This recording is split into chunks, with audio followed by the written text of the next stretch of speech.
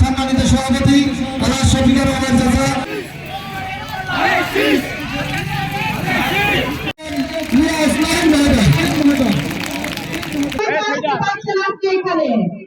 আমাদের যে নির্বাচন 12ই ফেব্রুয়ারি আপনাদের এখান থেকে প্রার্থী হিসেবে ব্যারিস্টার সাহেবকে যে মনোনীত করা হয়েছে আপনারা জানেন মার্কাটা কি?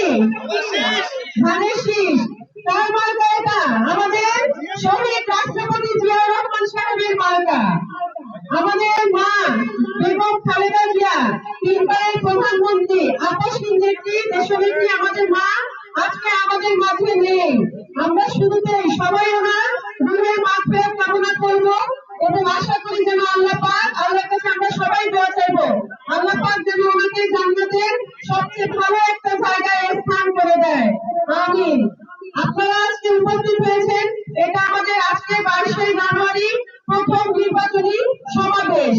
আমরা ইনশাআল্লাহ আপনাদের আজকের যে উপস্থিতি, সেই উপস্থিতি দেখে মনে হচ্ছে যে আল্লাহ যদি রহম হয়, এই যে সন্ধ্যা, সাত সন্ধ্যায় আমরা সবাই একত্রিত হয়েছি, আমরা সবাই আল্লাহ পাকের কাছে চাবো যেন আল্লাহ পাক আমাদের সকলের এই যে কষ্টটা, এই যে একটা সাধনা আমরা দীর্ঘদিন ধরে করে আসছি, এখানে যেন একজন ভালো ব্যক্তিকে আমরা এমপি হিসাবে নির্বাচিত করতে পারি ইনশাআল্লাহ। সবাই বলেন আমিন। আল্লাহর রহমতে আমাদের 12ই ফেব্রুয়ারি যে নির্বাচন হবে, সেই নির্বাচনে কিন্তু আমাদের সবাইকে সতর্ক থাকতে হবে। ব্যারিস্টার সাহেব কেমন লোক, জীবনে তিনি কি করেছে, এগুলো নিয়ে আমাদের এখন আলোচনা করার সময় নেই। আমাদের সবার একটাই লক্ষ্য যে এই নির্বাচনে আমাদের এখান থেকে ধানের শীষকে জয়ী করে আনতে হবে, ঠিক না? আমরা জানি আমাদের যে প্রতিপক্ষ আছে তাদেরকেও আমরা দুর্বল মনে করবো না, তাদেরকে আমরা সবসময় শক্তিশালী হিসেবেই দেখবো, কিন্তু আমাদেরকে সজাগ থাকতে হবে তারা যেন আমাদের মাঝে এসে কোন রকম বিভ্রান্তি সৃষ্টি করতে না পারে। আমার যারা দলের নেতা কর্মীরা আছে তাদের উদ্দেশ্যে বলবো, আমরা সবাই এক হয়ে থাকবো, কেউ কারোর উপরে কোনো সময় কোনো বিষয় নিয়ে মনোমালিন্য করবো না। এখন আমাদের ওই সময়টুকু নাই যে ব্যারিস্টার সাহেব আমাকে বলেনি, ব্যারিস্টার সাহেব তোমাকে বলছে, কি ভাবি আমাদেরকে বলেনি। আমরা সবাই এক, আমরা সবাই পাঁচজন হাতিবান্ধা পরিবারের মানুষ, আমরা কেউ আলাদা না। আমাদের একটাই লক্ষ্য যে ধানের শীষকে আমাদের বিজয় করে আনতে হবে, ঠিক না?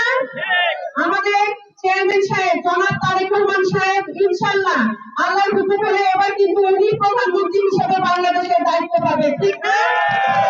আমরা তো জানি যে একটা নির্বাচনের হাওয়া বয়, আমরা তো বুঝতেছি যে বাংলাদেশে রাষ্ট্র পরিচালনার দায়িত্ব কে পাবে, বলেন তো কোন দল পাবে? জোরে বলেন মার্কাটা কি?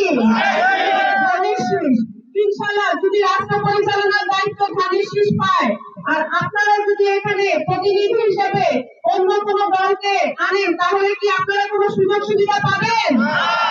আর যেই লোকটা দীর্ঘদিন ধরে আছে, আমার মা বোনরা আপনারা বলেন পুরান চাল ফাতে পারে না নয়া চাল? তাহলে আমার মা বোনদের উদ্দেশ্যে আমি বলবো, আপনারা সবচেয়ে বেশি দায়িত্ব পালন করবেন। আপনারা দেখবেন যে আমাদের কাকে রাখাটা জরুরি, কাকে রাখলে আমাদের উপকার হবে, সেই হিসাবে আপনারা কাজ করবেন। একটু হাত তুলে বলেন আছেন আপনারা? ইনশাআল্লাহ। আমাদের চেয়ারম্যান সাহেব জনাব তারেক রহমান সাহেব বলেছেন, উনি যদি রাষ্ট্র পরিচালনার দায়িত্ব ওনারা পায়, তাহলে কিভাবে রাষ্ট্রটাকে পরিচালনা করবে, কিভাবে দলকে চালাবে, কিভাবে দেশকে চালাবে, সেই বিষয়গুলো নিয়ে উনি অনেক রকমের পর্যালোচনা করেছেন। সেগুলো থেকে উনি 8টা পরিকল্পনা নিয়েছেন। এই 8টা পরিকল্পনা উনি বাস্তবায়ন করবেন।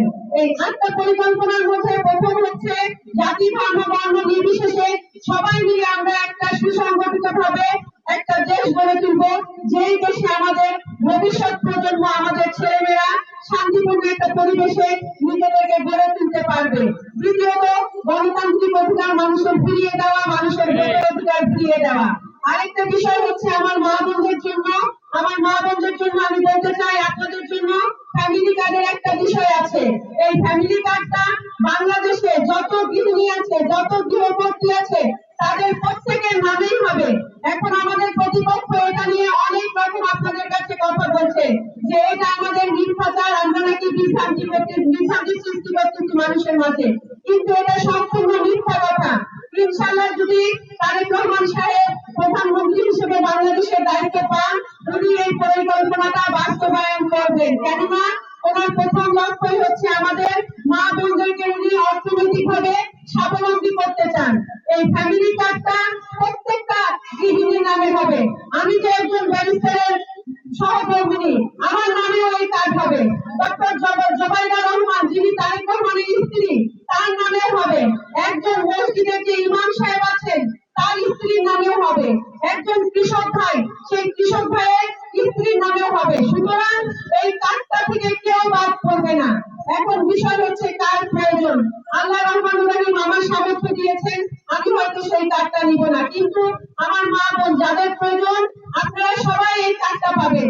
এই কার্ডের জন্য আপনাদেরকে কোনো মেম্বার, চেয়ারম্যান বা দলের কোনো নেতা কর্মীর কাছে গিয়ে কোনো টাকা পয়সা দিতে হবে না।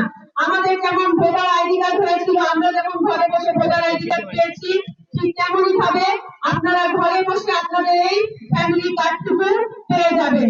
এই ফ্যামিলি কার্ডটার মাধ্যমে আপনি প্রত্যেক মাসে হয়তো 2 থেকে 3 হাজার টাকা আপনার সঞ্চয় হবে।